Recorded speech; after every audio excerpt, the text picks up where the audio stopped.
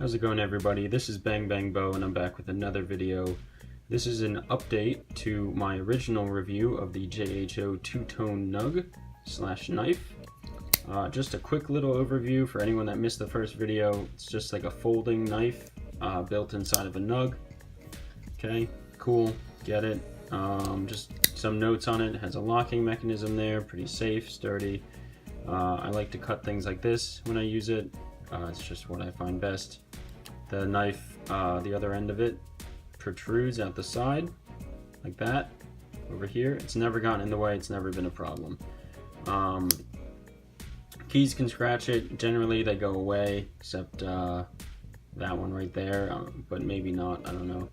This inner ring spins freely while it's closed, and it stays rigid while it's open. You can adjust the tightness of how tight the blade is when you open it by tightening these three hex nuts, I believe. Yeah. Or whatever the heck they're called. There's a detent ball right there. I called it something else in the last video. But yeah, so that's the little rundown of the knife. I haven't posted in a while because I've been busy with school, and I also took up a philanthropy chair for an organization I'm in, so that's kept me busy as well. Anyway, I'll get into the issues that I came across with this knife, or nug, whatever you want to say, which weren't many actually. It doesn't have much to do with the nug itself. So I would keep this nug on my keys, okay, because basically when people see this, they can't really tell what it is. It's not really obvious, which is something I like about it. But as I mentioned in my last video, this guy right here, the strap that came with it, it popped off. So, and that wasn't even when I had this on here. It popped off on its own. It's like the piece that kind of closes the leather strap together. It would look like this if you choose to get it. I've had too many issues with it where I would trust it again, but I was using it for a little while. Someone suggested to use Loctite on the lock, on the screw, so that'll probably help. But again, I've just had too many issues where I can just trust it again. I don't know. But yeah, so other than that, oh, this one's kind of important, I guess. In my last video, I suggested, so obviously it's a folding knife, but God forbid you had to use it in a fight. I suggested, oh, you can punch like that because you're swinging this way. It makes sense for the blade to be pointed this way rather than this way. Okay, you get the point. But someone pointed out that if you're going to be doing that, this knife, nug, whatever, has the potential to spin when you hit something, and it could cut up your fingers pretty bad. So it's actually probably best to just use it like a normal nug. Again, God forbid you had to use it that way. Of course, for my purposes, this is just a folding knife. I'm not going to get into why, but yeah, it's a folding knife for me. I think I mentioned it before, but I called that, like, I didn't know what it was, this little ball on here, which is like a detent. Basically it keeps the knife from flying open on its own. You kind of have to apply a decent amount of pressure to open it, so that's just a safety feature. Haven't had any failures with the knife whatsoever. To clean it, I usually use like a small rubber piece or like a Q-tip.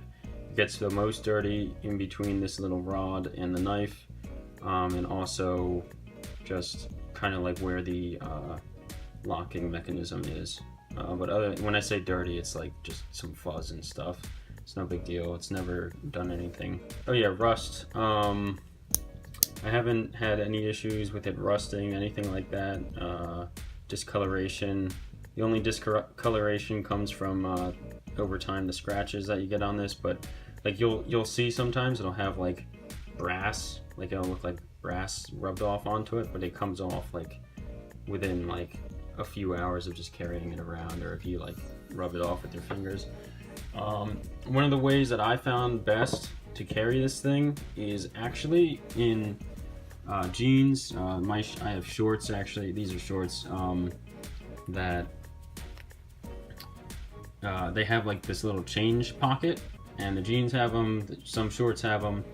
I put it in the little coin pocket like that because it doesn't get in the way of, like, you know, pulling out your cell phone or your wallet. It's not gonna fly out and you're gonna lose like a fucking $150 little Knuck knife thing. The price is steep, but it just comes down to if you want it personally.